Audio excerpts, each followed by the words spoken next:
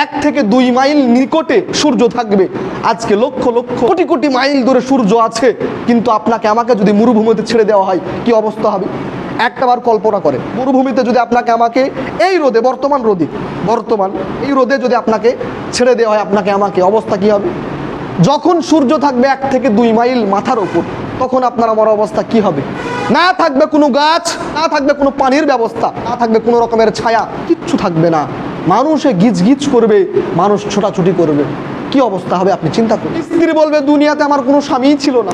সন্তান বাপকে বলবে বাবা তোমাকে তো আমি চিনি না, আমার কোনো আব্বাই ছিল না। কি ভয়ঙ্কর হবে সেই দিনে।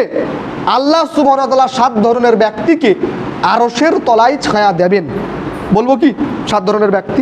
সময় কিন্তু হয়ে গেছে, বলতে গেলে কিন্তু এখন আনুমানিক 15 মিনিট সময় লাগবে। বলেন বলবো কি? যদি বলেন বলতে তাহলে বলবো, আর যদি বলেন খুতবা ছেড়ে দেন। শুনবেন 7 ধরনের ব্যক্তি কারা? বলবো? আর শুনেন তাহলে। সেই ভয়ঙ্কর বিভীষিকাময় খতরনাক যে দিনে মানুষ পানি পান করার জন্য, একটু ছায়া পাওয়ার জন্য ছুটাছুটি করবে, মানুষের ঘামে মানুষ হাবুডুবু খাবে। নাকি কিভাবে বুঝাই? কি ভয়ঙ্কর হবে, নিজের ঘামে নিজেই হাবুডুবু খাবে, এত ভয়ঙ্কর দিন।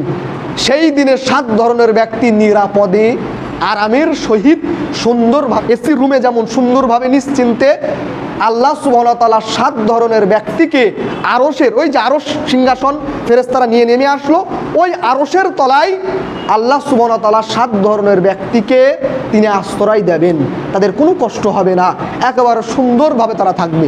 প্রথম নম্বর, আল্লাহ রাসূল সাল্লাল্লাহু আলাইহি সাল্লাম তিনি বলছেন আল ইমামুল আদিলুন, ন্যায় পরায়ণ বিচারক, ন্যায় পরায়ণ শাসক, ন্যায় পরায়ণ নেতা, যে পরোয়া করে না আমার সন্তান কি, আমার ভাই কি, আমার বন্ধু, অন্যায় তাতে আমার নিজের কন্যা হোক না কেন।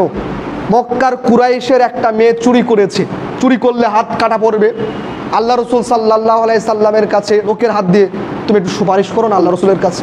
কুরাইশ বংশ একবারে সম্ভ্রান্ত প্রভাবশালী বংশের মেয়ে, তার যদি হাত কাটা যায় মেয়েটার তো বিয়ে হবে না, লোকে তো খারাপ বলবে, নিন্দা করবে, একটু সুপারিশ করো না, দেখো না কিছু ব্যবস্থা করা যায় কিনা।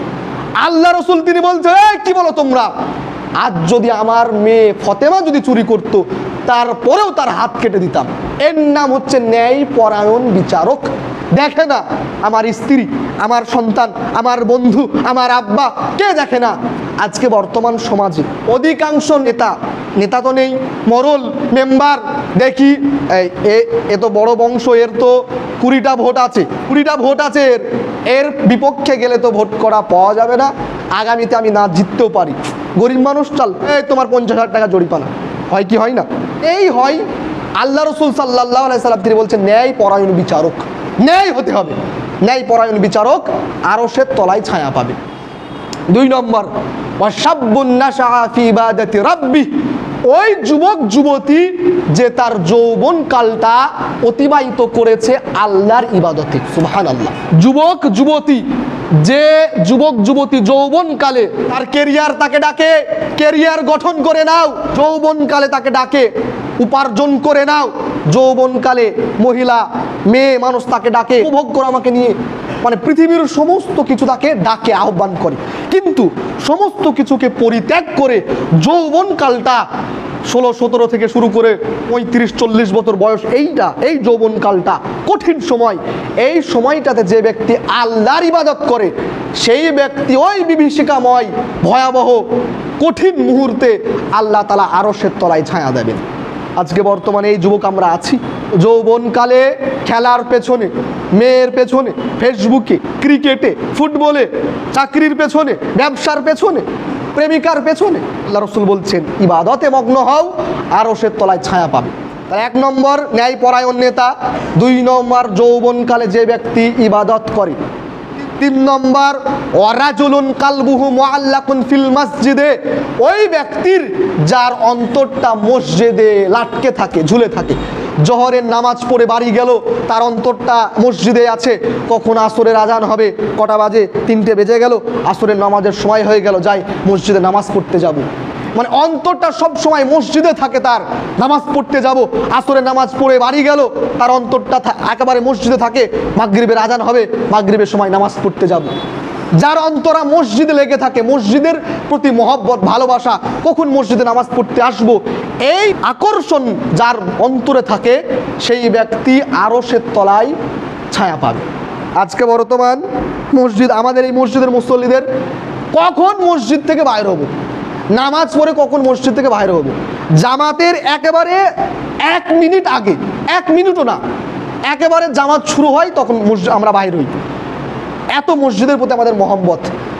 আপনি 10 মিনিট 20 মিনিট আগে যদি আসেন, আপনার ফ্যাসিলিটি কত সুন্দর, আপনি অফার পাচ্ছেন, আরশের তলে আপনি কি পাবেন? ছায়া। নামাজ তো পড়তে আসছি রে ভাই, একটু আগে করে আসবো, কি আছে, একটু আগে করে আসলে আরশের তলায় ছায়া পাবো। যে ব্যক্তি মসজিদ মুখী হয়, মসজিদে অন্তর লেগে থাকে, আরশের তলায় ছায়া পাবে। 4 নম্বর আল্লাহ রাসূল সাল্লাল্লাহু আলাইহি সাল্লাম তিনি বলছেন, ওয়ারাজুলানি তাহাব্বা ফিল্লাহি ইসতামা আলাইহি ওয়া তাফাররাকা আলাইহি। ওই 2 ব্যক্তি যারা আল্লাহর জন্য বন্ধুত্ব করে এবং আল্লাহর জন্য শত্রুতা। আল্লাহর জন্য আপনাকে আমি ভালোবাসি, আপনি নামাজি, আপনাকে আল্লাহর জন্য ভালোবাসি। আপনি নামাজ পড়েন না, আপনি মদ খান, আপনি সুদ খান, আপনি একেবারে আল্লাহর হুকুমকে অমান্য করছেন, আপনাকে আমি ঘৃণা করছি। তাতে আপনি হন না কেন আপনার বাপ, আপনি হন না কেন আমার বাপ, আপনি আমার ভাই হন না কেন, আমি পরোয়া করি না। আপনি আল্লাহর হুকুমকে অমান্য করছেন, আপনাকে আমি ঘৃণা করছি। আপনি আল্লাহর হুকুমকে মানেন, আপনি মুচি হন না কেন, আপনি রাজমিস্ত্রি করেন না কেন, আপনাকে আমি ভালোবাসি। আজকে বর্তমান সমাজে কি, যার টাকা আছে তার সাথে বন্ধুত্ব, যার টাকা আছে তার সাথে বন্ধুত্ব, যার টাকা নেই বন্ধুত্ব নেই। যেটা চাকরি পেয়েছে, নতুন চাকরি পেয়েছে, দেখেন তার কত বন্ধু তৈরি হয়ে যায়। কিন্তু যে বেকার ছেলে রাজমিস্ত্রি কাজ করে, ছেঁড়া জামা গায়ে দেয়, কিন্তু 5 ওয়াক্ত নামাজ পড়ে, ওকে বিয়ে দাওয়াতও করে না কেউ, কোনো জায়গায় সুন্দর জায়গায় ওকে চেয়ারে বসতেও দেয় না।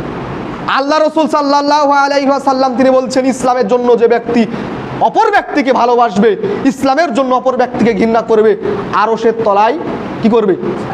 এটা কিন্তু এত কষ্ট কিছুই নাই। এর জন্য এই জিনিসটা, এই 2টি জিনিস, মসজিদের প্রতি অন্তর লাগানো আর একে অপরকে ভালোবাসা, এটা কিন্তু খুব সহজ জিনিস, চাইলে কিন্তু আমরা করতে পারবো। তাহলে 4 নম্বর গেল। 5 নম্বর আল্লাহ রাসূল সাল্লাল্লাহু আলাইহি ওয়াসাল্লাম তিনি বলছেন, রাজুলুন, ওই ব্যক্তি যে রাত্রিতে একাকী আল্লাহ সুবহানাহু ওয়া তাআলার ইবাদতে মগ্ন হয়, ফাফাজাত আইনাহু, এবং তার চোখ দিয়ে পানি বাইর করে, কান্না করে আল্লাহর ভয়ে, সেই ব্যক্তি আরশের তলায় ছায়া পাবে। 5 নম্বর, ওই ব্যক্তি যে আল্লাহর ভয়ে, রাত্রিতে সবাই ঘুমিয়ে গেছে, সে আল্লাহর ভয়ে, আল্লাহ কত পাপ করেছি, কত নামাজ পড়িনি, কত চুরি করেছি, কত জিনা করেছি, আল্লাহ কত অন্যায় করেছি, গুনাহ করেছি, আল্লাহ তুমি তো রহমান, তুমি রহিম, আল্লাহ তুমি আমার সৃষ্টিকর্তা, আল্লাহ তুমি আমাকে মাফ করো। দুহাত তুলে, রাত্রিতে যে ব্যক্তি দুহাত তুলে আল্লাহর কাছে ক্ষমা চাই, কান্না করে, আরশের তলায় আল্লাহ সুবহানাহু ওয়া তাআলা এই ব্যক্তিকে কি করবেন? ছায়া দেবেন। পারবো না এই কাজটা? সহজ জিনিস, চেষ্টা করলেই পারবো। 5 নম্বরে গেল। 6 নম্বর আল্লাহ রাসূল সাল্লাল্লাহু আলাইহি ওয়াসাল্লাম তিনি বলছেন, ওই ব্যক্তি যে ব্যক্তিকে কোনো সম্ভ্রান্ত নারী, রূপবতী, সুন্দরী, রমণী, রূপবতী, গুণবতী নারী তাকে আহ্বান করে, আর ওই ব্যক্তি বলে যে আন্নী আখাফুল্লাহ, আমি আল্লাহকে ভয় করি, ওই ব্যক্তি আরশের তলায় ছায়া পাবে। যে ব্যক্তি কি সুন্দরী, রমণী, সম্ভ্রান্ত ঘরের মেয়ে, রূপবতী, গুণবতী মহিলা তাকে আহ্বান করে, এসো আমাকে উপভোগ করো, এসো, কিন্তু ওই ব্যক্তি বলে কি, আমি আল্লাহকে ভয় করি, আমি আল্লাহকে ভয় করি। ইউসুফ আলাইহিস সালাম খুব সুন্দর ছিলেন দেখতে। জুলেখা ইউসুফ আলাইহিস সালামকে ডাকলো, রানী, একজন রানী, মিশরের রানী একজন চাকরকে বলছে, এসো আমার কাছে, এসো আমাকে উপভোগ করো। কি বললেন উনি? যে ইন্নী খাফুল্লাহ, আমি আল্লাহকে ভয় করি। তো বর্তমান যদি আপনি আমি, যদি কোনো মেয়ে প্রেমের প্রস্তাব দেয়, কোনো মেয়ে আপনাকে প্রেমের প্রস্তাব দিল, আপনি আল্লাহকে ভয় করি, আমি নামাজি ছেলে, কিন্তু দুঃখজনক বিষয়, প্রেমের প্রস্তাব তো দূরের কথা, দেখতেও কোমা, সম্পর্কে খালা হয়, সম্পর্কে ফুবু হয়, সম্পর্কে মামি হয়, তাদেরকেও ছাড়ি না। মামা আছে বিদেশে, মামির সাথে সম্পর্ক, ভাবি আছে, ভাই আছে বিদেশে, ভাবির সাথে সম্পর্ক, কত নোংরামি, নষ্টামি। খাস করে এই গ্রামে তো এত, একেবারে এই গ্রামে জেনা ব্যভিচার এতবারে বৌমা শাশুড়ি দুজনাই চালাচ্ছে। শুনতে খারাপ লাগছে, কিন্তু এত জিনা ছেয়ে গেছে, একটা ফ্যামিলি বুকে হাত দিয়ে জোর গলায় বলতে পারবে না যে আমার পরিবারটা ভালো আছে, প্রেম ভালোবাসা জেনা ব্যভিচার থেকে আমার পরিবারটা ভালো আছে। তো ওই ব্যক্তি আরশের তলায় ছায়া পাবে যে জিনার সুযোগ পেয়েও জিনা করে না, আল্লাহকে ভয় করে। আমি আল্লাহকে ভয় করি, আরশের তলায় এই ব্যক্তি ছায়া পাবি। 6 নম্বর। 7 নম্বর, ওই ব্যক্তি যার ডান হাত দান করে বাম হাত জানতে পারে না, এই ব্যক্তি আরশের তলায় ছায়া পাবে। ডান হাত দান করে বাম হাত জানতে পারে না মানে অনেক অর্থ হতে পারে। একজন ফকির এসেছে, আপনার সাহায্য চাচ্ছে, আপনি বলছেন চলো ওই গুলাতে ধান আছে, তোমার যা ইচ্ছা নিয়ে নাও, আপনি জানতে পারলেন না, এটা একটা অর্থ।